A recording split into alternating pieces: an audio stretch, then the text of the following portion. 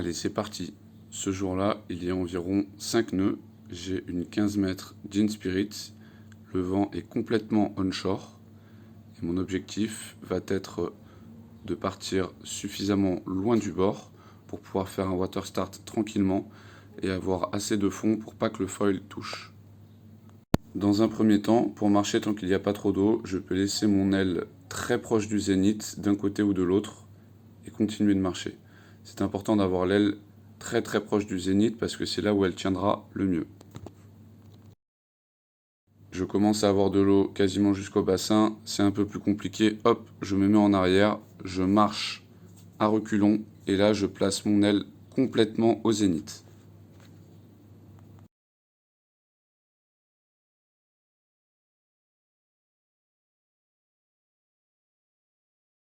Il y a de plus en plus d'eau, je vais donc pouvoir retourner ma planche et mettre le foil complètement à plat sans pour autant que le foil ne touche l'eau.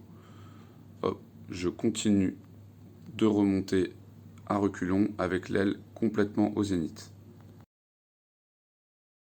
Je peux pousser ma planche au vent et reculer avec l'aile au zénith. Hop, là je vois qu'il y a bientôt un banc de sable à nouveau.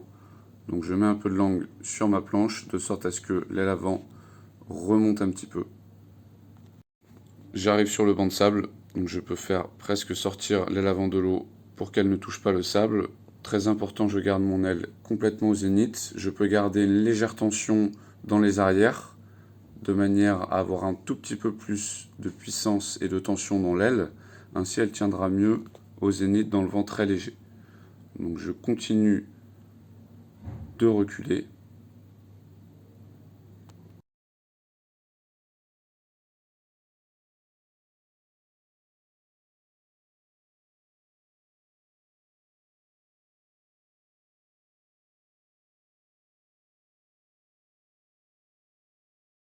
Ça y est, j'ai quasiment plus pied. Hop, je peux repousser la planche à fond au vent. Nager un petit peu vers elle en laissant l'aile vraiment au zénith, c'est très important. Parce que ce qu'il faut savoir, c'est que si votre aile, elle part un petit peu à droite ou un petit peu à gauche, elle va avoir une oreille qui ferme, elle risque de déventer et vous allez perdre quelques mètres. Donc là, vous voyez que mon aile, justement, elle commence à déventer un petit peu. Je borde un peu l'aile, tant pis, c'est pas grave, je perds un petit peu, je descends sous le vent. Je remonte mon aile, je borde un petit peu pour qu'elle soit tranquillement au zénith. Et là, hop, je continue de pousser ma planche. Et vous pouvez voir mon aile au zénith, je nage cette fois-ci complètement, j'ai plus pied. Je prends de la marge pour pouvoir envoyer plusieurs kite loops sans pour autant que mon foil tape le fond. Donc je continue de pousser mon foil au vent. Avec une main, je stabilise mon aile précisément au zénith, avec l'autre main, je nage.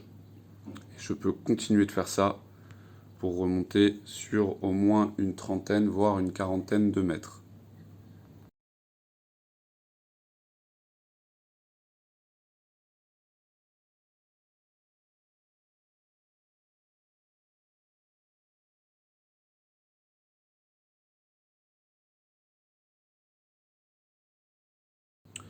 J'essaie de me mettre un peu debout, de voir avec la pointe des pieds si j'arrive à toucher un peu le sol ou pas du tout, voir la marge que j'ai. Est-ce que j'ai besoin de reculer encore un petit peu ou pas? Est-ce que j'ai peut-être un petit peu plus de vent en m'étant éloigné du bord? Hop, je décide de faire une tentative.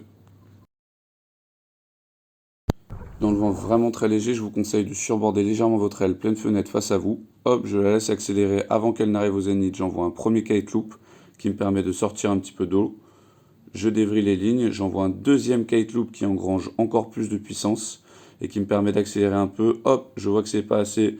Dans la foulée, j'envoie un troisième kite loop et au fur et à mesure des kite loops, l'aile a engrangé de la puissance.